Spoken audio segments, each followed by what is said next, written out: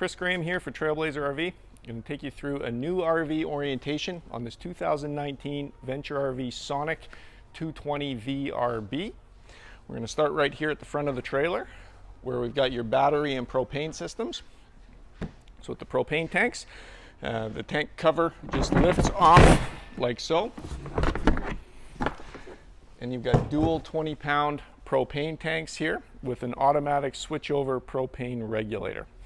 Now both of these bottles are full right now, and what we recommend is opening both valves when you're using your propane system and letting the regulator switch from one bottle to the other. So right now you can see that the regulator is pointing to this bottle. As we open that valve, the indicator here turns from red to clear, indicating that there's gas flowing from the first bottle. As long as you have both bottles open, once the first bottle is completely empty, it will automatically switch over and start to pull propane off the second bottle. When that happens, this indicator will go back to red, so you know that the first bottle is empty. At that point, you can switch the regulator over to the other bottle, and you can remove the first bottle to go and refill your propane tanks without having shut down your propane system. The bottles are good for 10 years. You'll see stamped on the side of this bottle 0618. That means this bottle is good until June of 2028.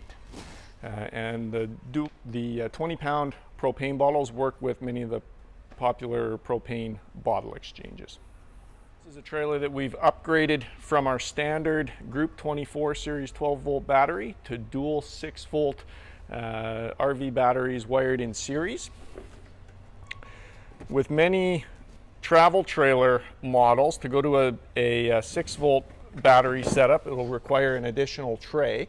So we'll look after that for you, included in the cost of the battery upgrade.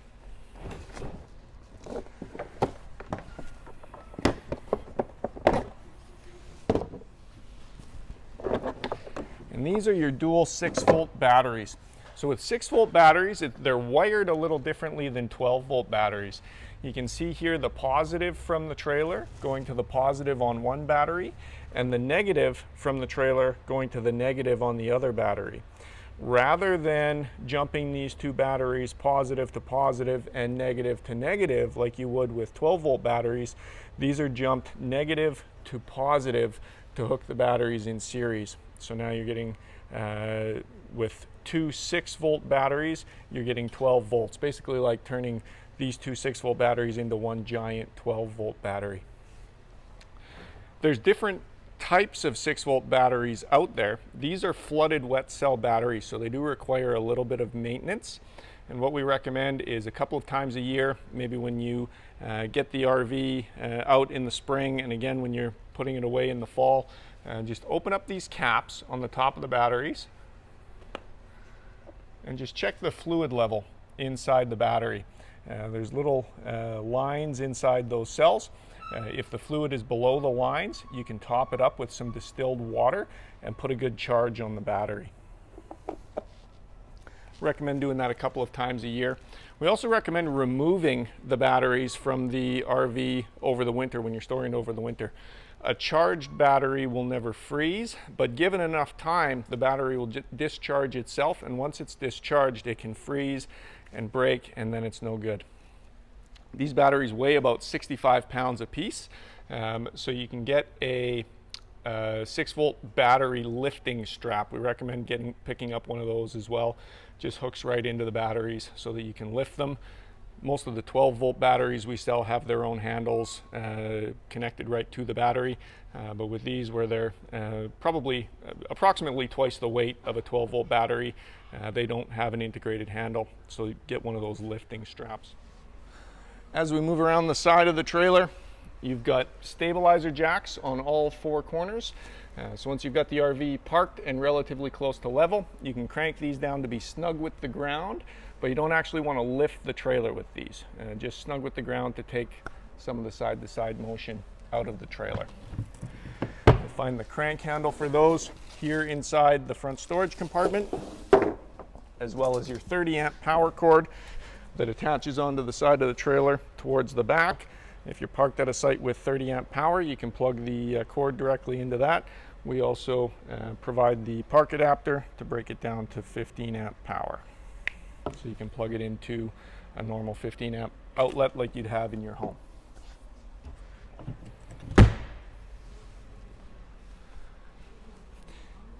Here at the running gear, a couple of things that I just like to point out. The wheel nuts have been torqued to 100 foot-pounds. We recommend with an RV periodically retorquing these wheel nuts, especially if you have the wheel off for maintenance or to change a tire. And your tires have been inflated to 65 psi. Also recommend periodically checking that tire pressure. The wheel bearings will need to be repacked once in a while, but if you pop the center cap off of the hub here, you'll expose the Easy Lube axles. So you can grease your inner and outer bearings with a grease gun. Now that doesn't eliminate the need to repack wheel bearings, but it does prolong the intervals. So as long as you're giving it a little bit of fresh grease every year, instead of repacking the wheel bearings every single year, maybe repack the wheel bearings every 3 to 5 years, depending on how much you travel with the trailer. Right here is where that 30 amp power cord attaches. Here at the back of the trailer is where you've got your sewer termination. So the trailer comes with a 20-foot medium heavy-duty sewer hose. It's stored here in the rear bumper. When you go to dump your holding tanks, attach the sewer hose onto the sewer termination here. Other end goes into the ground, and then you've got two valves, a larger black valve and a smaller gray valve. Always dump your black first. That's your sewage holding tank. Once that's finished draining, you can close this valve and open the gray valve to dump your gray water, your sink and shower water. And that'll sort of use that gray water to flush any black holding tank contents through the hose. Once that's finished dumping, you can close that valve and reattach the cap. Here you've got your hot water tank. This is a Suburban hot water tank.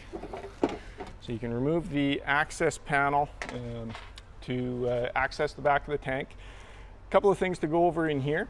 With the Suburban tanks, they have a anode rod. So this has two functions. Number one, functions as the plug for the tank. So you can put that in and tighten it with a 1 1/8 inch socket. And this also functions to protect the inside lining of the tank. Over time, this rod will corrode. The impurities in the water corrode the rod rather than the inside lining of the tank. So it's sacrificial, and it does need to be replaced every few years, depending on the quality of the water. Likely every 3 or 4 years, you'll need to replace this. It can actually get quite pitted and corroded looking before it needs to be replaced. Once it's down to just that tiny little bar in the center, then it's time to think about replacing it. This trailer's been winterized, so right now the water tank is empty. We just leave the anode rod sitting in there, but it will need to be reinstalled before you water up the trailer in the summer. There's also two black reset buttons out here. These are your ECOs. If you ever overheat the water tank, most often caused by starting it up with no water in it, you'll trip these ECOs, and you'll have to come out here and reset these before you can start the water tank again. The one on the left is for electricity, the one on the right is for propane. And if you go to start up the water tank from inside at the control panel and you notice that the tank's not starting, you'll want to come out here and just press both of these to reset them. The other thing that's out here is your pressure relief valve. If the tank ever over pressurizes, this will pop off just to release a little bit of pressure from the tank. Make sure before you pull this anode rod out, or pull the plug out to winterize when you're putting the trailer away for the winter, make sure to pull this and release any pressure off the tank so that it doesn't spray when you remove the anode rod.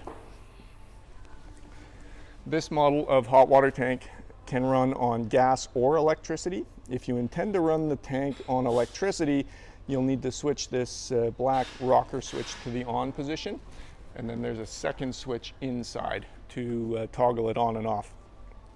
But make sure that this switch is in the on position if you're going to be running the tank on electricity. That about covers it for the outside of the hot water tank.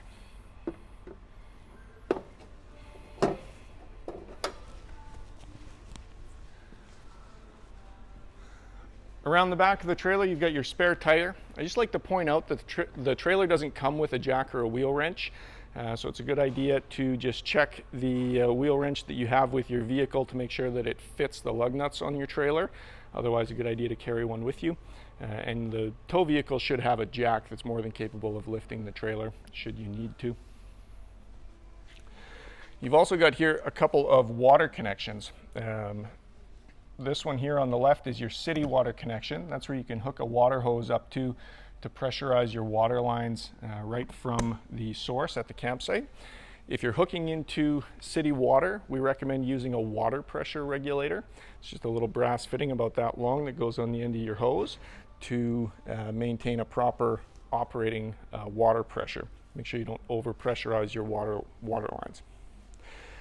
The second hose connection next to that on the right is your sewer tank flush system. So don't confuse this one with this one.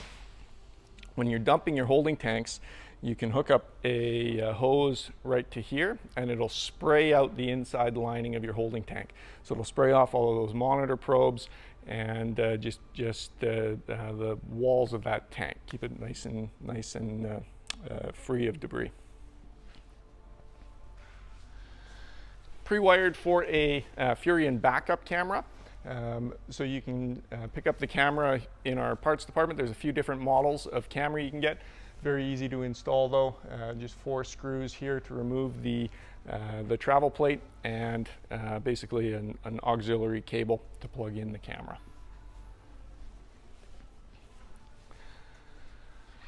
Right here is where we'll find your outside kitchen.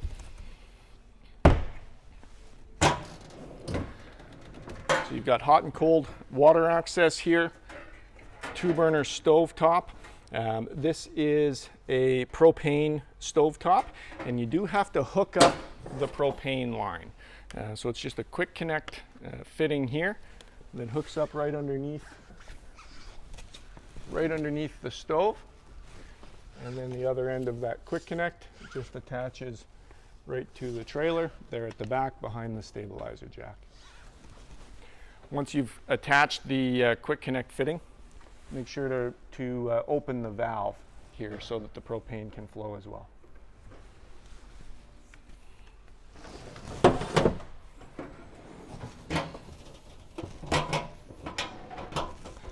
The fridge in the outside kitchen is 110 volt electric only, so you will need to be plugged into power to operate the fridge in the outside kitchen.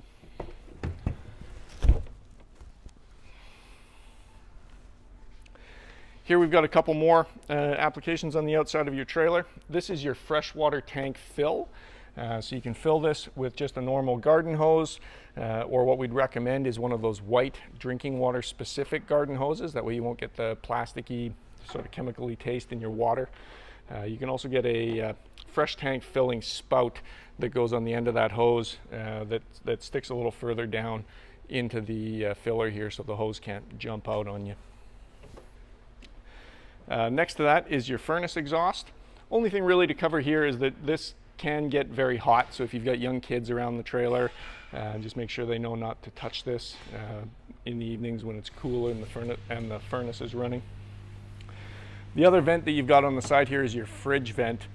This can be opened up to access the back of the fridge for maintenance and cleaning and that sort of thing.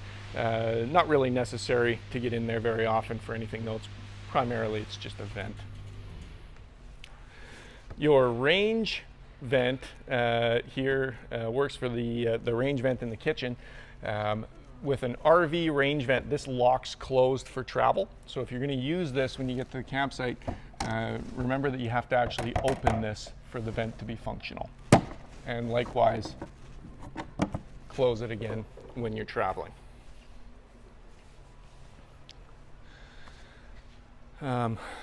Here at the entry door, you've got the LCI Solid Step. So the step just folds up right into the into the entry door frame. To release that, just release the handle and flip it down. If you're on unlevel ground, or if you're parked on the street in the city next to a curb, you may need to adjust the height of these legs. You can do that just by removing these pins and setting the height of the legs to whatever you need. And your power awning is the other thing that I like to just point out on the outside here. That's actually controlled from inside. Right here underneath the cabinet. So you can see two switches here, one for the awning, one for the slide room. So for the awning, if we just press and hold the out button, that awning is going to extend 8 feet.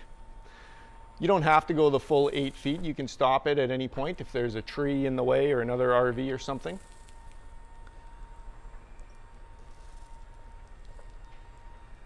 But we'll go ahead and extend that all the way. This awning also has the automatic rain dump feature.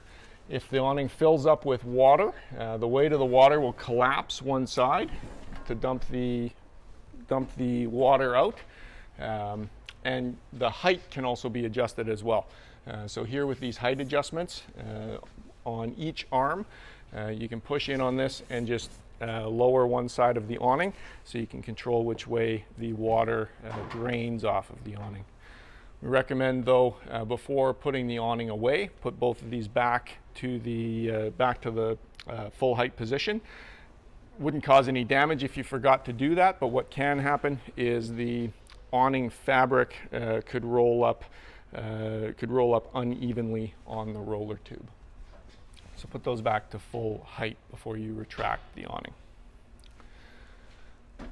Follow me inside the trailer. We'll take you through a few more things.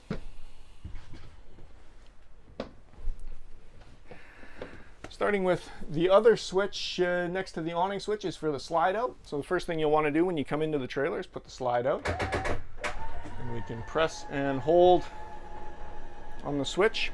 It's an electric rack and pinion slide out, so you can actually stop this slide out at any point as well. If you just want to run it out a few inches so that you can get room to get by for the bathroom, you can do that. With this style of slide, it sits on top of the floor, so you can feel free to put a little bit of weight in there as well. When it's in, you can sit in it without causing any damage.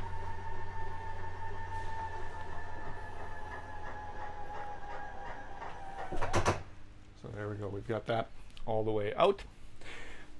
The other switches underneath here are just for light switches. One for your interior lighting, one for your outside yard light, and then the other backlit blue switch here.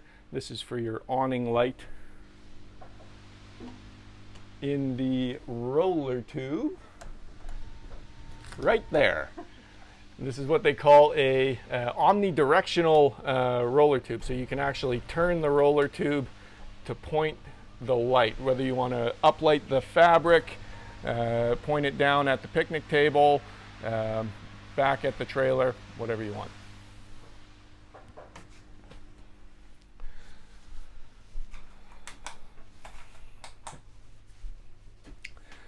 So here we are inside the trailer, and we'll start at the kitchen. You've got your 2-burner stove top here. I don't have a lighter with me, but to light the burners, just turn them over to light and light those manually with a barbecue lighter. A good practice to get into anytime you replace your propane tanks or refill your propane tanks on the front of the trailer, the first thing you should do is come to the stovetop here and just light both of these burners. The reason you do that is this is the most effective way to bleed any air off of the propane lines. So if you've been able to light the burners, it means you've purged all of the air out of the system, and your automatic appliances like your fridge and furnace and hot water tank should then have no problem starting up. If you don't purge the air out of the system, it can take quite a long time to purge that air from your propane lines using just the fridge or the hot water tank, and it could set those appliances into a fault mode. Speaking of the fridge, it's an automatic gas electric fridge. Controls are right here on the front, so pretty simple controls. Press the power button to turn it on. It'll always search for electricity first. Whoops. If you've got it in automatic mode, it'll always search for electricity first. If it doesn't have electricity, it'll automatically start the fridge up on propane. That's typically what we recommend you leave the fridge in. If you're plugged into power, it'll always run on propane, but if you do lose your power connection, it'll sense that and it'll automatically start up on propane. This one also has a temperature setting, so 1 being the warmest, 5 being the coldest. I usually set it to 3, but you might find based on the temperature, the ambient temperature, you might have to adjust that. See, in here our fridge has gone into a fault mode. If this red light ever comes on, it means the fridge has gone into fault mode. Very simple reason that this one did that is because I didn't purge the air off of the propane lines. So if that ever happens, shut the fridge off, red light goes out, light your 2 burners on your stovetop, and then start it up again. It'll go through its cycle again and start up on propane. To shut this off, just press and hold the on button until it shuts off. Beneath the fridge is the power converter. So this is the power center for your entire RV. This is where you'll find all of the breakers for your 110 volt appliances and all of the fuses for your 12 volt circuits. With this power converter, it also acts as the battery charger. So anytime you're plugged into power, if your batteries are particularly low, it might make a bit of a humming or a buzzing sound. Perfectly normal. It's just it's got a cooling fan in it like you would have in the back of a computer. On the other side, you've got your Levelmate Pro panel. This works with the Venture RV app for wireless leveling of your RV. Check out our Levelmate Pro video for instructions on how to set that up. Oops. Here beside me on the bathroom wall is the thermostat for the furnace. So 2 controls on this. On the top to set your temperature. And sorry, it's only 1 control on this model. So just the slider on the top, you can slide it over to set the temperature that you're comfortable at. The furnace fan comes on immediately, but it's going to run for 10 or 15 seconds before you hear the actual burner light up. And that's what you're hearing right now. That ticking is the igniter lighting the burner. So once the trailer comes up to temperature, or once you shut off the furnace, the fan will continue to run for another 30 seconds to a minute just to go through its cycle before it shuts down. With this style of thermostat, when you shut off the thermostat, make sure to slide it all the way over until you hear a click. That way you know you've turned it all the way off instead of just turning it way down. If you just turn the temperature way down and you're storing the RV in a storage facility, it may have the furnace may be coming on or trying to come on and depleting your battery and your propane unnecessarily.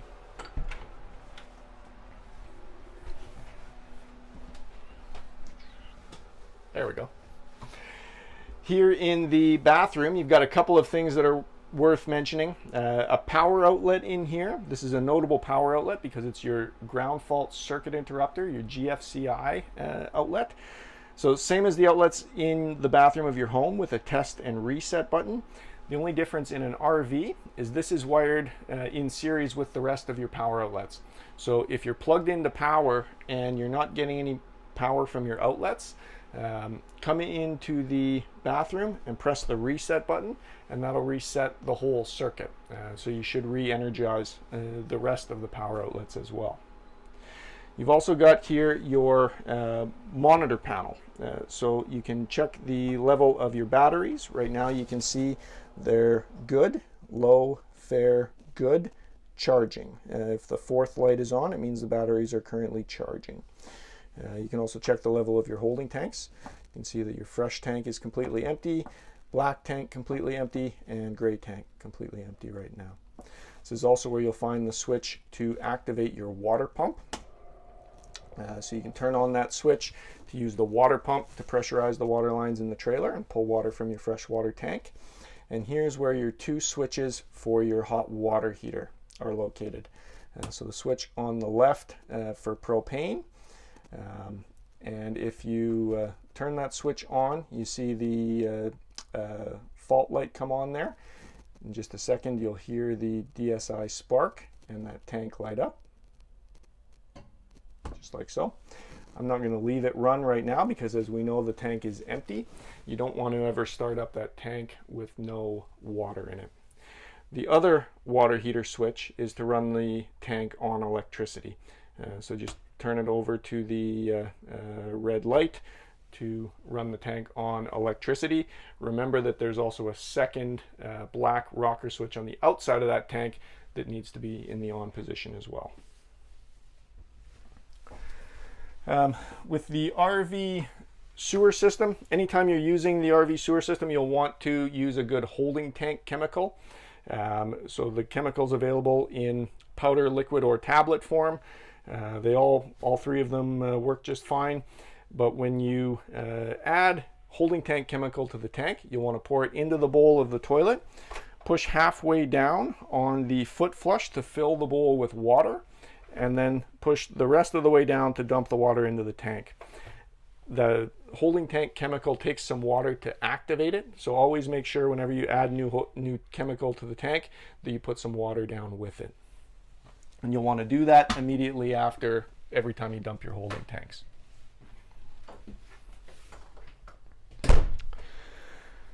Down here at floor level, you've got your carbon monoxide / propane leak detector. So this will actually do three things. It'll alert you to a potential propane leak, obviously.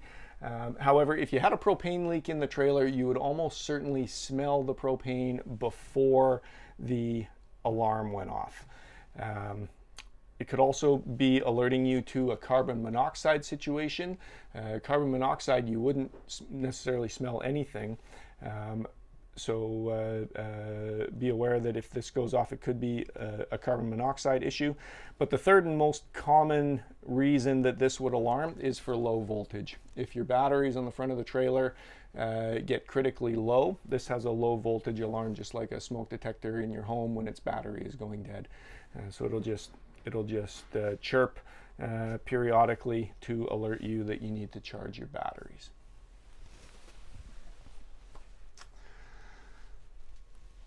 Up here at the front of the trailer, you've got your Store More nightstands with 12 volt USB chargers on one side and 110 volt chargers on the other side.